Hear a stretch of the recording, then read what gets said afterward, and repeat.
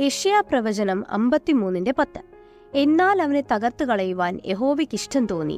അവന് കഷ്ടം വരുത്തി. അവന്റെ പ്രാണൻ ഒരകൃത്യയാഗമായി തീർന്നിട്ട് അവൻ സന്തതിയെ കാണുകയും ദീർഘായുസ് പ്രാപിക്കുകയും യഹോവയുടെ ഇഷ്ടം അവന്റെ കയ്യാൽ സാധിക്കുകയും ചെയ്യും. പാപം ചെയ്ത് തെറ്റിയൊഴിഞ്ഞ മനുഷ്യജാതിയെ ദൈവത്തോട് നിരപ്പിക്കാൻ പാപമില്ലാത്തവനായ ക്രിസ്തു ക്രൂശിൽ തകർക്കപ്പെട്ടു. ഈ വലിയ നിരപ്പിന്റെ ശുശ്രൂഷ കാരണം പിതാവിന് തന്റെ സ്വപുത്രനെ നശിപ്പിക്കുവാൻ ഇഷ്ടം തോന്നി. ഒരിക്കലും യേശുവിന്റെ ക്രൂശുമരണം സാഹചര്യങ്ങൾ കാരണമോ അല്ലെങ്കിൽ റോമൻ ഗവൺമെന്റിന്റെയോ പട്ടാളത്തിന്റെയോ അധികാരപ്രസരം മൂലമോ സംഭവിച്ചതല്ല, മറിച്ച് പിതാവിന്റെ പൂർണ്ണ ഇഷ്ടമായിരുന്നു അതിന് പിന്നിൽ.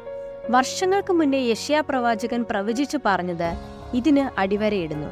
എന്നാൽ താൻ പാതാളത്തെയും മരണത്തെയും തോൽപ്പിച്ച് കല്ലറകളെ ഭേദിച്ച് 3-ാം നാളിൽ ഉയർത്തെഴുന്നേറ്റു. ക്രിസ്തുവിന്റെ സന്തോഷം നാം ഓരോരുത്തരുമാണ്.